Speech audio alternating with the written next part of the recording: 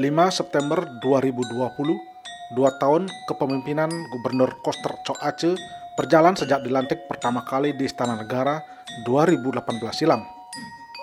Untuk tahun pertama kepemimpinan berjalan, saya sudah yakinkan tidak bisa banyak berharap karena kita tahu siapapun pemimpin yang menjabat, niscaya program yang dijalankan lebih banyak program pendahulunya.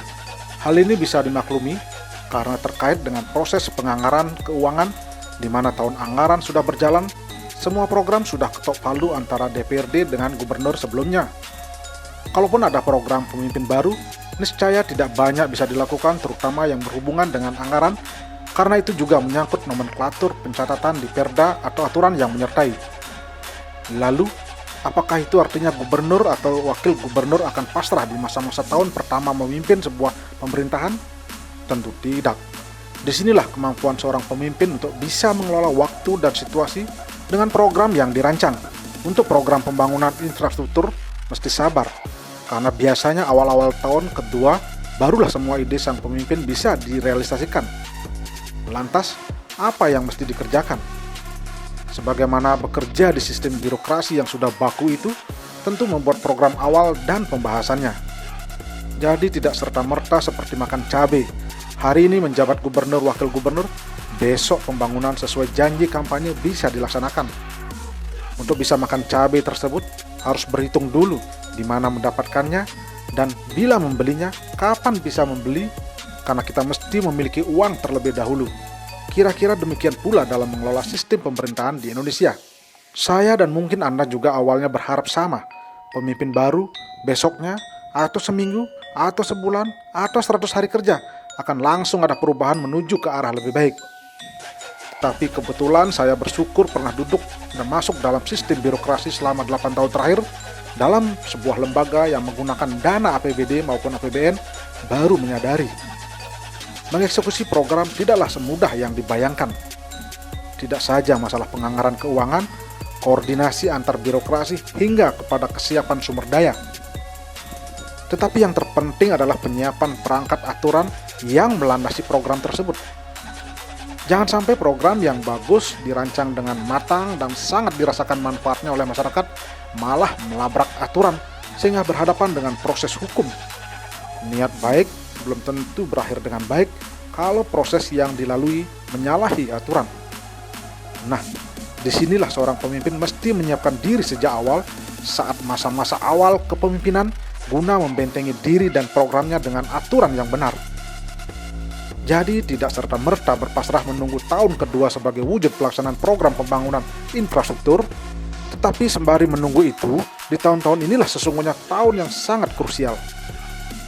Berbagai aturan mesti mampu ditelurkan di masa ini, terutama aturan yang menjadi pedoman bagi pelaksanaan program yang dirancang, sehingga dasar hukumnya benar.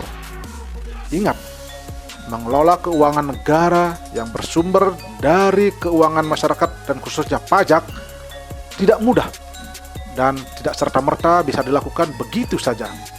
Salah-salah bisa terkena pasal penyelewengan kekuasaan yang ujungnya adalah dugaan korupsi. Dari pemahaman itu lalu saya tengok ke masa hampir 2 tahun kepemimpinan Koster Chok Aceh di Bali ini. Harapan kecil di tahun awal kepemimpinan Koster Aceh akhirnya saya besarkan dan memang makin meyakinkan setelah melihat produk hukum yang berhasil dibuat selama 2 tahun memimpin ini. Tercatat 14 peraturan gubernur dan 5 peraturan daerah yang telah diundangkan sampai awal tahun 2020 tersebut. Belum lagi surat imbauan atau instruksi gubernur lainnya. Ini artinya apa? Bagi masyarakat awam mungkin nggak ada arti apa, biasa saja. Karena memang tugas pemerintah baik gubernur bersama DPRD Bali membuat itu. Tetapi saya coba menelusuri perda dan pergub yang dihasilkan tersebut, baru akhirnya saya sadar, ternyata kehidupan fundamental masyarakat Bali lah yang diatur. Kenapa perlu diatur? Ya, jika tidak, bagaimana kita bicara perlindungan adat Bali kalau aturannya tidak ada berupa perda desa adat? Bagaimana kita menjaga aksara Bali dan sejenisnya kalau tidak ada pergub soal itu? Bagaimana kita mengangkat ketahanan pangan lokal, memberikan semangat para petani lokal kalau tidak dibantu dengan pergub ketahanan pangan lokal? Lantas, Bagaimana kita memberikan legalisir arak dan tuak Bali sebagai kearifan lokal Bali bila tidak diperkuat dengan Pergub? Bagaimana kita bilang melindungi budaya nenek moyang kita dengan beragam situs Bali kunonya kalau kita tidak memiliki Pergub soal penguatan dan pemajuan kebudayaan Bali? Lalu bagaimana kita menjaga objek wisata bila pengelolaannya kebablasan tanpa standar yang sesuai budaya Bali bila tidak ada Pergub soal standar penyelenggaraan kepariwisataan budaya Bali? Wah, ternyata banyak sektor yang selama ini kita sering gemakan, sering kita diskusikan, hanya sebatas diskusi. Biasanya kita baru sadar setelah semua tergerus dan tidak lagi menjadi kebanggaan semua produk itu adalah kearifan lokal Bali. Disinilah saya melihat kecermatan yang dibaca pemimpin Koster Cok Aceh dengan memperkuat sendi-sendi kehidupan masyarakat Bali dengan memberikan aspek perlindungan hukum sebagai asas fundamental beradat dan berbudaya Bali. Memang tidak terlalu kasat mata bila melihat secara awam, bila perbandingan liniernya adalah program pembangunan infrastruktur, apalagi program populis bagi-bagi bansos atau uang kepada masyarakat. Tetapi, tahukah kita, sendi utama perlindungan hukum inilah awal mulai kita melangkah untuk mewujudkan program besar lainnya. Sebagai masyarakat lokal Bali, secara bertahap akan ada kebanggaan bagi kita betapa sendi-sendi budaya lokal kita kini telah mendapatkan perlindungan hukum melalui Perda, Pergub, atau surat instruksi gubernur lainnya. Ketika kita berdebat dengan pihak lain perihal kearifan lokal, kita tinggal tunjukkan dasar hukum tersebut, baik Perda, Pergub, maupun surat lainnya, sehingga orang lain yang tidak memahami karakter dan budaya lokal kita pasti akan mengerti itu. Untuk membuat Perda, Pergub, atau sejenisnya tidaklah mudah. Ada aspek filosofis, yuridis formal, dan sosial yang harus jadi pertimbangan utama dengan tetap kerangka NKRI. Jadi, bila seorang gubernur, wakil gubernur mampu menelurkan banyak Perda, Pergub, atau surat lainnya, itu bukanlah pekerjaan yang mudah. Ini adalah hasil yang patut mendapat apresiasi.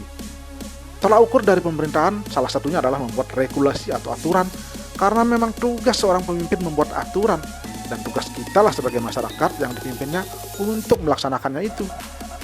Anda bisa lihat berapa sudah pemimpin yang kejerembab dalam kasus hukum akibat tidak taat pada proses hukum dan aturan ini. Sebagai seorang rakyat yang dipimpinnya, tentu saja kita tidak rela kalau pemimpin kita harus berurusan dengan hukum akibat salah mengambil kebijakan, apalagi jelas-jelas tidak terbentengi diri dengan hukum dan undang-undang.